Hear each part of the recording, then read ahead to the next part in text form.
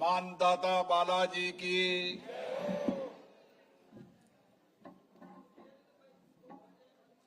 आज नए वर्ष पर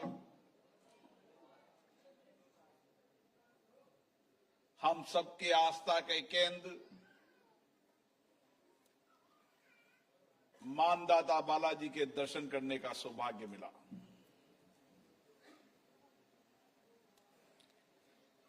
मानदाता का बालाजी के स्थान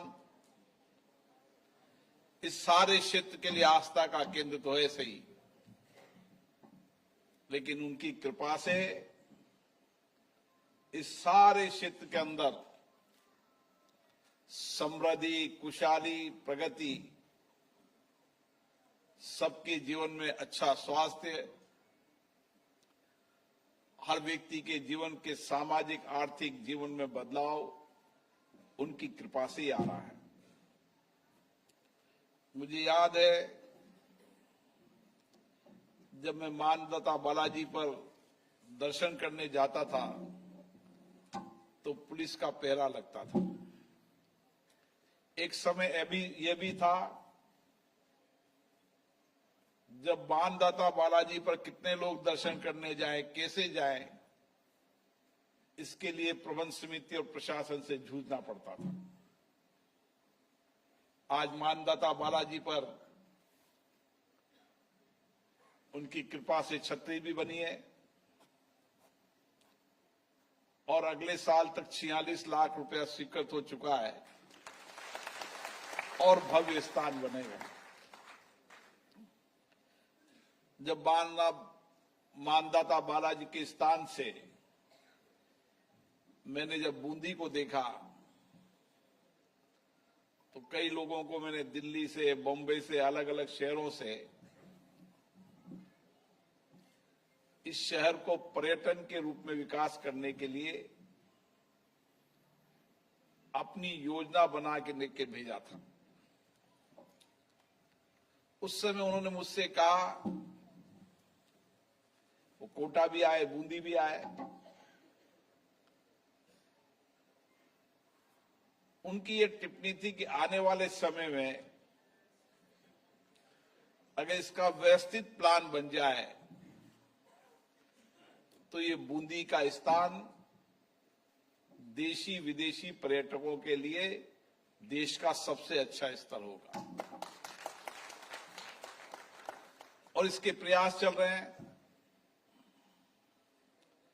परिणाम भी आएंगे। हमारी रामगढ़ विषधारी टाइगर अभयारण्य, जो भी व्यक्ति यहां पर आता है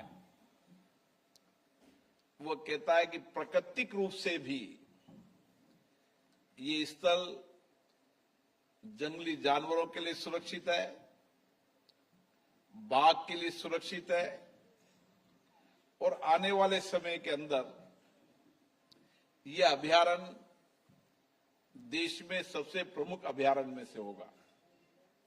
और मुझे खुशी है कि देश के अंदर पहली बार इंटर स्टेट, एक राज्य से दूसरे राज्य में बाघ को हेलीकॉप्टर लाया गया, तो ये पहली बार देश में लाया गया। और अभी ये तो प्रक्रिया है, कोटा बूंदी दोनों मिलकर 9 बाघों को लाने की योजना है। भविष्य में जैसे जैसे, क्योंकि पर्यावरण प्रेमी जानते हैं कि बाघ को लाने के लिए उनकी सुरक्षित व्यवस्थाएं, उनकी खान पान की व्यवस्थाएं भी करनी पड़ती है, इसलिए इसको शनै शनै लाया जाता है। और मुझे वहां के वन अधिकारी भी बता रहे थे कि अभयारण्य को घूमने के लिए 5 गाड़ियों का रजिस्ट्रेशन और 5 गाड़ियां फुल है। अब नई रजिस्ट्रेशन कराने की गाड़ियों की आवश्यकता है। ये एक बदलता स्वरूप है कोटा बूंदी संसदीय क्षेत्र का, एक बदलता विकास है। और नया साल हम सबके विकास के साल भी हो, हमारी विरासत की संस्कृति को सजोते हुए विकास हो, जन कल्याण हो, लोगों की आकांक्षा पूरी हो, ऐसा हमारा प्रयास है। और मुझे लगता है कि ये दिशा की ओर बढ़ गया है। कुछ चीजों में समय लगता है, लेकिन जिस योजना से हम चल रहे हैं, इस 5 वर्ष बाद कोटा बूंदी संसदीय क्षेत्र को विकास में सबसे आगे लाएंगे और इसके परिणाम धीरे धीरे आपको नजर आएंगे। कई बार लोग चर्चा करते हैं कि जितने हम सपने दिखा रहे हैं वो सपने पूरे होंगे नहीं होंगे। हो सकता है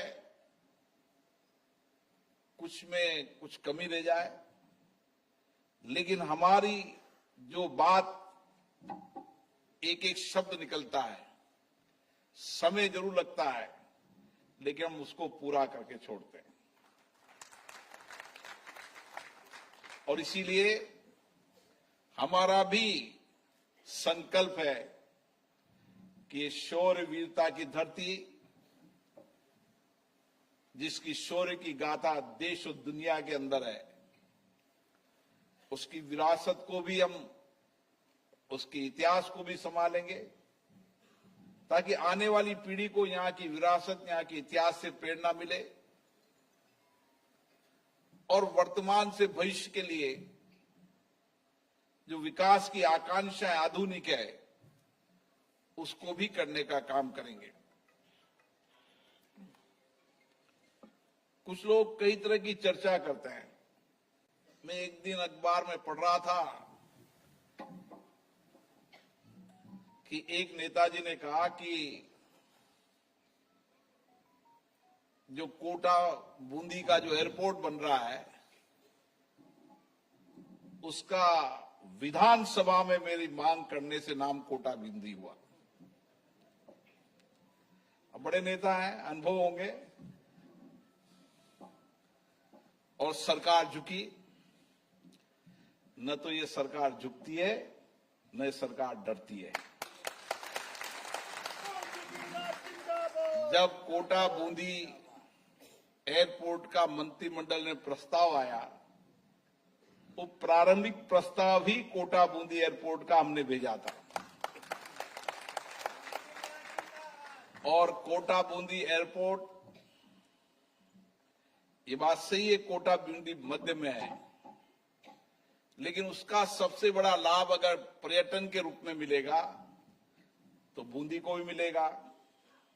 सवाई माधोपुर आने वाले टूरिस्टों के लिए भी, क्योंकि कोटा बूंदी एयरपोर्ट से 1 घंटा रास्ता सवाई माधोपुर का होगा, तो उनको टूरिस्टों का लाभ भी मिलेगा।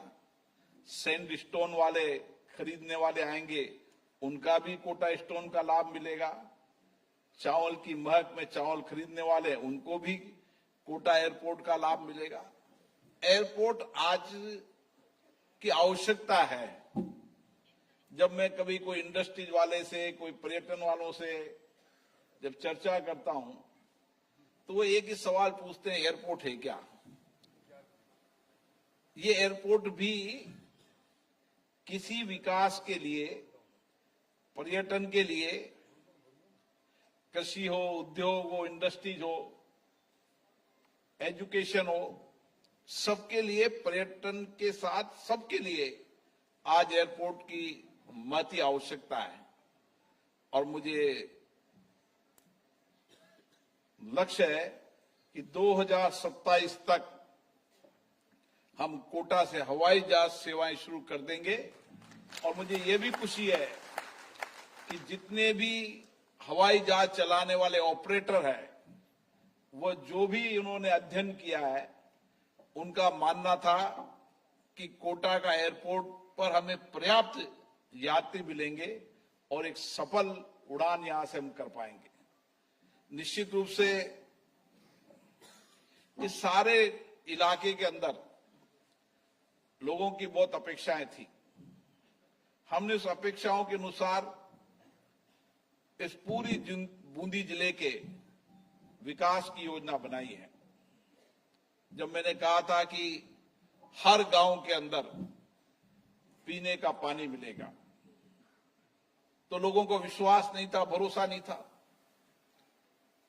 क्योंकि लंबे समय तक कांग्रेस का शासन रहा, कांग्रेस के बड़े नेता भी रहे। कभी उन्होंने ऐसी योजना नहीं बनाई कि कोटा बूंदी के हर गांव के अंदर लोगों को शुद्ध पेयजल मिले। और आप जानते हैं कि पानी से कई बीमारियां होती है, दूषित पानी से लोग, आपने अखबार में पढ़ी, दूषित पानी से कितने लोग मर चुके हैं। इसलिए शुद्ध पीने का पानी मिले। आज मैं विश्वास के साथ कह रहा हूं कि 2 साल के अंदर कोटा बूंदी के हर गांव के अंदर पीने का पानी, चाहे गरड़दा का बांध हो, चाहे नोनेरा का बांध हो, सब बांधों से सभी इलाके के अंदर लोगों को पीने का पानी मिले। इतना ही नहीं, सारे इलाके के अंदर जो इलाका असिंचित है, जहां अभी तक नहर का पानी नहीं पहुंचा है, उस सारे इलाके के अंदर आने वाले समय के अंदर हर खेत पर पानी पहुंचे।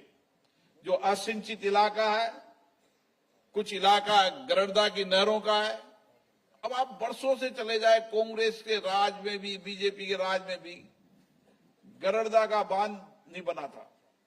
जब अशोक डोगरा जी एमएलए थे, मैं भी एमएलए था, हमने जिद करी और गरड़दा का बांध बना।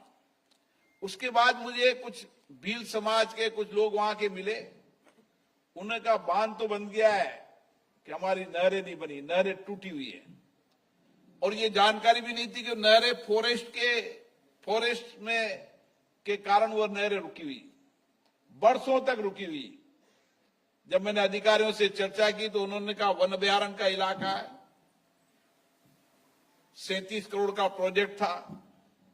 हमने वन अभयारण्य की स्वीकृति की योजना बनाई तो वन अधिकारी एक ने लगा दिया कि इस पे दीवारें बनाना पड़ेगा 6 फीट, 17 करोड़ का प्रोजेक्ट बना दिया। मैंने अधिकारियों से कहा कि 37 करोड़ की नहर है, 17 करोड़ की अगर दीवार बनाओगे तो कहां से सरकार लाएगी। और अब हमने सारे शुद्धिकरण करने के बाद 5 तारीख को उसकी फाइनल क्लियरेंस हो जाएगी, तो गरड़दा की नहरों का भी काम होगा, ताकि वो इलाका जो हमारा असिंचित है, उस असंचित इलाके के अंदर भी पानी मिलेगा।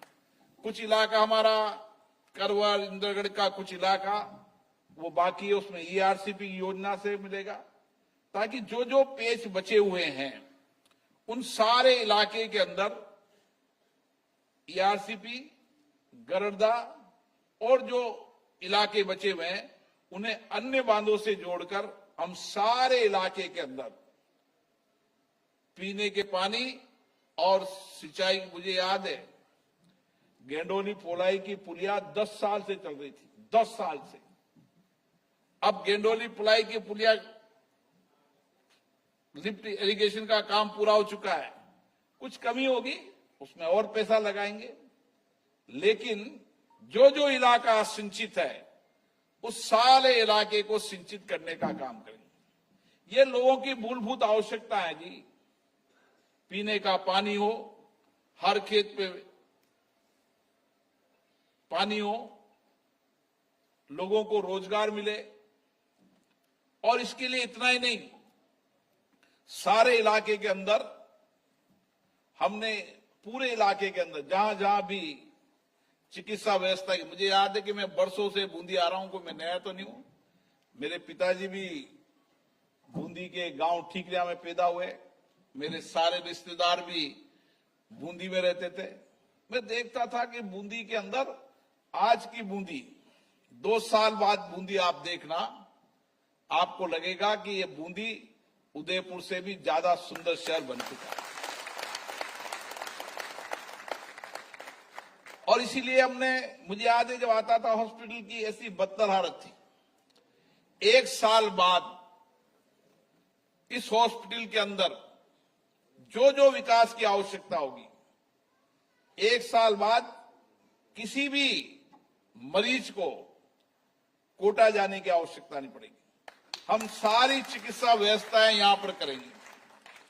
इतना ही नहीं, उस सारे जिला अस्पताल मेडिकल कॉलेज के अंदर सुपर स्पेशलिस्ट सेवाओं के साथ एक गरीब व्यक्ति को इलाज मिले, सस्ता इलाज मिले, सुलभ इलाज मिले, और गरीब व्यक्ति जो फुटपाथ पर हॉस्पिटल के गेट पे सोता है उसको ठहरने की व्यवस्था भी वहां रहेगी अटेंडेंट को, और उसको निःशुल्क भोजन भी मिलेगा। और 1 साल बाद जब हॉस्पिटल बन जाएगा पूरा, तो जो भी अटेंडेंट वहां पे आएगा, जो हॉस्पिटल पर्ची देगा, सबको एयर कंडीशन में ठहरने की व्यवस्था और सर्दी के अंदर कंबल रजाई की व्यवस्था, और सबको निःशुल्क भोजन देंगे ताकि अटेंडेंट की सहायक सुविधा भी हो। इतना ही नहीं, केसाय पाटन, कापरेन, लाखेरी, इंदरगढ़, डाबी, सारे क्षेत्र के अंदर तालेड़ा जितने भी हॉस्पिटल के जो जो अधूरे काम पड़े हैं, कहीं 30 बेड का, कहीं 50 बेड का, कहीं 50 बेड का, सारे पेरिफेरी के अंदर मेडिकल सुविधा लोगों को मिले, गरीब व्यक्ति भी अपने नजदीक स्थान पर सामान्य प्राथमिक इलाज करा सके। इसके लिए हम सारे हॉस्पिटल को 1 साल में कार्य योजना बनाने का काम किया है। इतना ही नहीं, जितनी ग्राम पंचायत है, इस 3 साल के अंदर कोटा बूंदी के हर ग्राम पंचायत पर प्राथमिक स्वास्थ्य केंद्र खोलेंगे और 5 किलोमीटर दूरी पर उप स्वास्थ्य केंद्र खोलेंगे। चिकित्सा व्यवस्था का इतना बेहतरीन नेटवर्क जमाएंगे कि पास में, नजदीक में उसको सब इलाज मिल सके, चिकित्सा व्यवस्था मिल सके, और फिर भी आवश्यकता होगी तो हर घर पर मोबाइल वैन गाड़ी चलाकर हर घर के दरवाजे पर उसका इलाज कराने का काम करेंगे। चाहे कोटा हो, जयपुर हो, दिल्ली हो, देश में जहीं भी इलाज होगा, सब जगह इलाज होगा, लेकिन हर व्यक्ति स्वस्थ रहे। गरीब से गरीब व्यक्ति, इसके धन के अभाव हो तो हम उसके साथ खड़े हैं, सारी इलाज की व्यवस्था करेंगे ताकि एक स्वस्थ समाज का निर्माण हो सके, एक शिक्षित समाज का निर्माण हो सके। आने वाले समय के अंदर 3 साल के अंदर जितने भी यहाँ के स्कूल हैं, उन सारे स्कूल को डिजिटल कर देंगे। यहां पर डिजिटल करने के बाद सारे जितने कॉलेज, आज डाबी के अंदर कॉलेज का काम शुरू हो चुका है, लाखेरी में काम शुरू हो चुका है, बूंदी में काम शुरू हो चुका है। कॉलेज शिक्षा, तकनीकी शिक्षा, सारे एजुकेशन के अंदर, और आने वाले समय के अंदर उसी स्कूल के अंदर जो हाई सेकेंडरी स्कूल है, सारे हाई सेकेंडरी स्कूल के अंदर एक पंचायत के अंदर एक डिजिटल लाइब्रेरी होगी ताकि बच्चा गांव में पढ़कर देश और दुनिया की पढ़ाई कर सके। क्योंकि हम अगर शिक्षित और दीक्षित समाज नहीं बनाए तो राष्ट्र आगे नहीं बढ़ सकता। इसलिए हमारे एक मित्र ने ये प्रयोग शुरू किया। उन्होंने अभी तक 125 डिजिटल लाइब्रेरी बनाई है। हमने भी इसका काम शुरू कर दिया है। हर ग्राम पंचायत पर एक डिजिटल लाइब्रेरी बनाएंगे ताकि गांव का बच्चा वहां पर ही पढ़ सके और वहीं दुनिया की पढ़ाई कर सके। साथियों, ऐसे बहुत सारे काम हैं। मुझे याद है कि ये बूंदी का जो स्पोर्ट्स का सेंटर है, अब बूंदी के स्पोर्ट्स सेंटर में पैसा कैसे लाएं? यहां पे स्पोर्ट्स के मंत्री भी रह चुके हैं। इसी स्पोर्ट के सेंटर के अंदर प्रधानमंत्री जन विकास की योजना लाए। योजना तो पहले से थी, लेकिन हमें जानकारी नहीं थी। 3 साल हम भी स्पीकर रहे, हमें ही पता नहीं था। एक दिन मंत्री जी चाय पी रहे थे, मैंने कहा आपके यहाँ कौन कौन सी योजना है? तो उन्होंने कहा हमारी ये योजना है। मैंने कहा कितना पैसा बचा है? उन्होंने कहा 40 करोड़। मैंने कहा 40 करोड़ बुक कर दो, ये कोटा बूंदी के लिए। और वहां पर हमने प्रधानमंत्री जन विकास से 20 करोड़ रुपए का स्पोर्ट्स कॉम्प्लेक्स बनाया। 30 किलोमीटर दूर पर कोई सिंथेटिक ट्रैक नहीं हो सकता। कोटा में भी सिंथेटिक ट्रैक है, बूंदी में भी सिंथेटिक ट्रैक है, और आने वाले समय 20 करोड़ रुपया और लगेगा। 40 करोड़ रुपया लगाकर कोटा बूंदी के खिलाड़ियों के लिए, बूंदी के दूर दराज के गांव के खिलाड़ी यहां आकर खेल सके और यहां उनको ठहरने की सुविधा मिल सके, ताकि हम अच्छे खिलाड़ी पैदा कर सकें और अच्छे खिलाड़ी देश और विदेश में नाम कर सकें। साथियों, ऐसे रोड कनेक्टिविटी बात आई है। पिछली बार कुछ नारे लगा रहे थे लोग बात कि साहब नमूना सिलोर का क्यों रोड हुआ। कभी जनप्रतिनिधि पूरी जानकारी नहीं रखते। कभी वो अगर प्रयास करते तो उनको पता होता कि नमाना सिलोर का रोड क्यों रुका है। जितने भी इस इलाके के फॉरेस्ट क्लियरेंस हैं, मुझे याद है एक फॉरेस्ट क्लियरेंस के लिए सालों लग जाते हैं। हमने योजना बनाकर बूंदी कोटा की सारी स्वीकृतियां हैं उसको कराई। हमने नमाना सिलोर के अंदर भी फॉरेस्ट की जो क्लियरेंस का काम था वो क्लियरेंस कराई, उसके पैसे जमा कराए, और इसी जनवरी के अंदर नमाना सिलोर का रोड का काम भी शुरू होगा, और मुझे लगता है कि नमाना सिलोर रोड से कनेक्टिविटी होगी। इतना ही नहीं, लक्ष्मीपुरा, डोरा, डाबी सारे इलाके के अंदर 1000 करोड़ रुपए के रोड कनेक्टिविटी के काम कोटा बूंदी में चल रहे हैं। कोई इलाका नहीं जिस इलाके के अंदर जहां जहां भी हाईवे से कनेक्टिविटी करनी हो, 8 लाख से कनेक्टिविटी करनी हो, चाहे कापरेन से कोटा आने वाले में डबल कर देंगे ताकि लोगों को 8 लाइन से कनेक्टिविटी को बेहतर हो जाए। ये कनेक्टिविटी सारे इलाके के अंदर समृद्धि लाती है। और मैं आपको कह रहा हूं, जितनी रोड कनेक्टिविटी, मैं भी 10 साल से सांसद हूं, मैं भी इतने पैसे स्वीकृत नहीं करा सका था, लेकिन इस बार हमने हर गांव को कनेक्टिविटी से जोड़ा है। अभी बता रहे थे डोगरा साहब, एक रात को चुनाव में थे हमने कहा ऐसे गांव में कह दिया तुम्हारे यहां पुलिया बनेगी। अब पुलिया कहां से बने? गांव का रोड, गांव के रोड में 37 करोड़ की पुलिया कहां से बने? घोषणा कर दी, 5 साल निकल गए, लेकिन मेरे ध्यान में था कि घोषणा क्या है। हमने उस गांव के रोड को एमडीआर रोड घोषित किया और केंद्र सरकार की निधि से वहां पुलिया बनाई। जब गांव में गया तो लोगों ने कहा साहब हमारे आप बोल के गए थे, बन गई वहां पुलिया। तो फिर उस गांव में जब बोल के गया था, वहां एक ही पंचायत में 2 पुलिया 50 करोड़ की बनना, ये भी अपना आप में है। कोई इलाका नहीं है, सारे इलाके के अंदर रोड की जो जो कनेक्टिविटी है, आने वाले समय में एक बेहतर रोड कनेक्टिविटी होगी, ताकि बेहतर रोड कनेक्टिविटी के साथ हम हाईवे को जोड़ेंगे, 8 लाइन को जोड़ेंगे, ताकि यहाँ का किसान दिल्ली बॉम्बे के अंदर जो भी खाद्यान्न उत्पादन यहाँ करेगा उसको बेहतर बाजार मिल सके। जितनी सब्जियां हैं उन सब्जियों के प्रोसेस प्लांट के लिए मदर डेयरी को कह दिया है, मदर डेयरी यहाँ पर मटर खरीदेगी, अन्य प्रोसेस प्लांट की सब्जियां खरीदेगी, और मदर डेयरी यहाँ खरीद कर प्रोसेसिंग कर दिल्ली बेचेगी। जब मंत्री यहाँ पर आए मेरे पास तो मैंने कहा आप क्या कर सकते हो? उन्होंने कहा हमारे पास मदर डेयरी क्या कर सकती है? सफल मटर का नाम आपने सुना होगा। सफल मटर खरीदेंगे, यहाँ पे प्रोसेस करेंगे ताकि हमारे किसानों की आमदनी कर सके। इसीलिए मैं कहता हूं कि आने वाले समय के अंदर ये बूंदी इलाका इंडस्ट्रीज का सबसे बड़ा हब होगा। जब मैंने लोगों से कापरेन में भाषण दिया तो लोगों ने कहा बिरला जी बहुत ऊपर के दे रहे हैं। आज हालत ये है, तालेड़ा के अंदर 19 एग्रो प्रोसेस प्लांट लगे हैं। कितने? 19, और 10 और मेरे पास प्रोसेस में है। तब मैंने उनको रोका, भाई अब तालेड़ा को दो ब्लॉक कर दो। तालेड़ा वाले भी थक गए साहब, अब तो इंडस्ट्री हमारे यहां लाओ। 19 एक तहसील के अंदर 19 प्रोसेस प्लांट लग रहे हैं। एक कोको का प्लांट लग रहा है तो पेस्ट्री वाला कह रहा है मैं डबल करना चाहता हूं, तीसरा कहता है केम्प वाला मैं डालना चाहता हूं।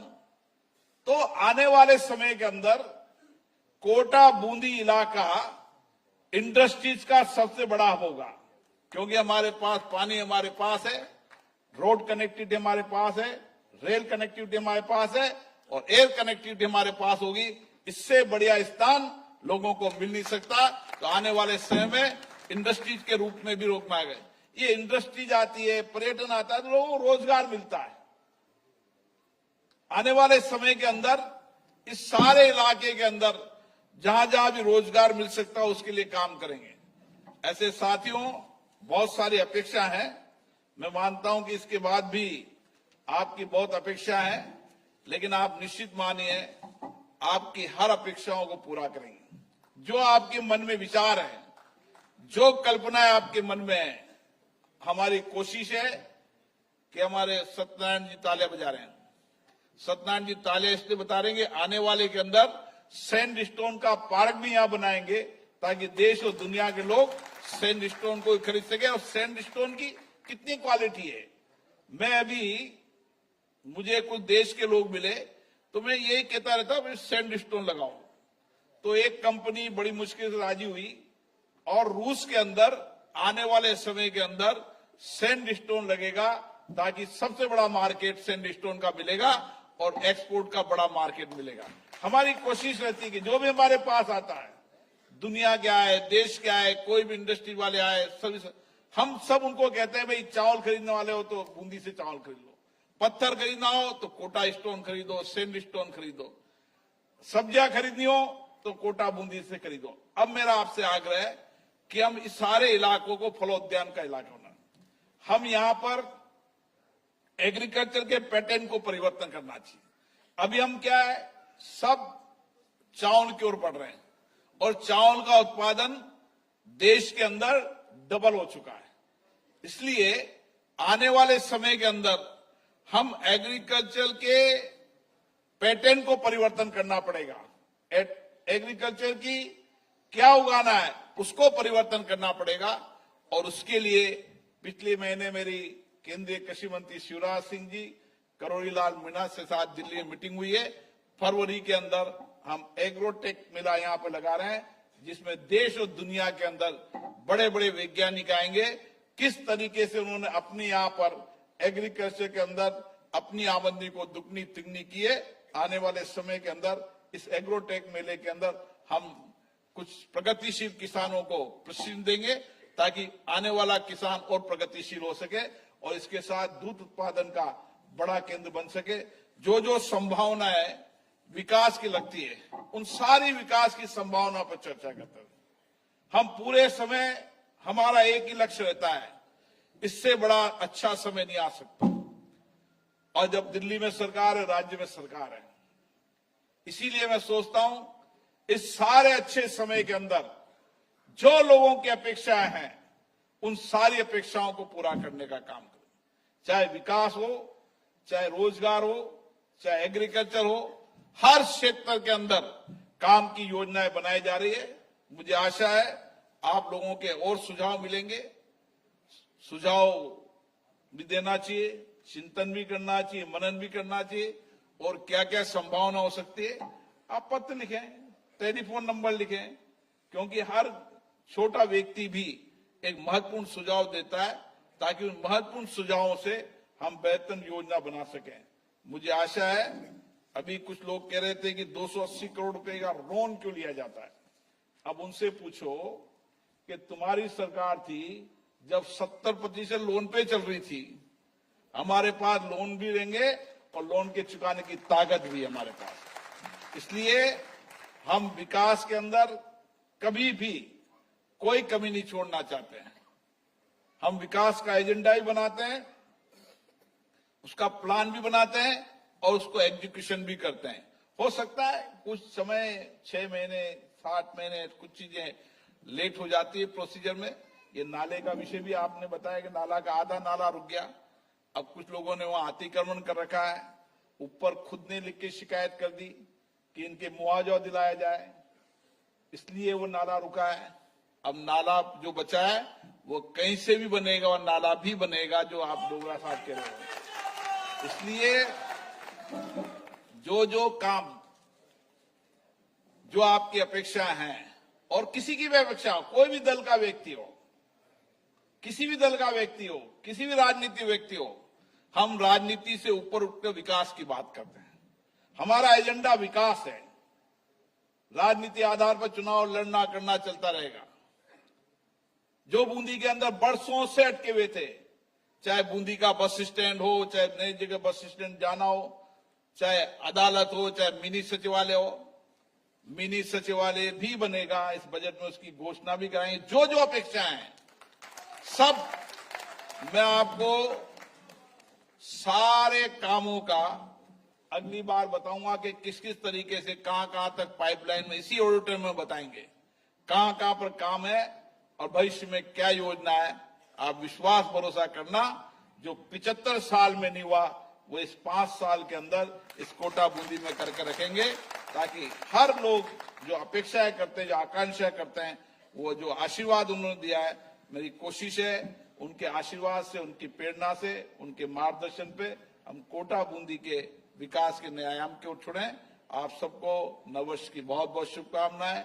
नववर्ष आपके जीवन में नया संकल्प लेके आए, नए विचार लेकर आए और आप सबके प्रयासों से समाज के अंतिम व्यक्ति के जिंदगियों को हम बेहतर कर सके। आप सबको बहुत बहुत शुभकामना, बधाई।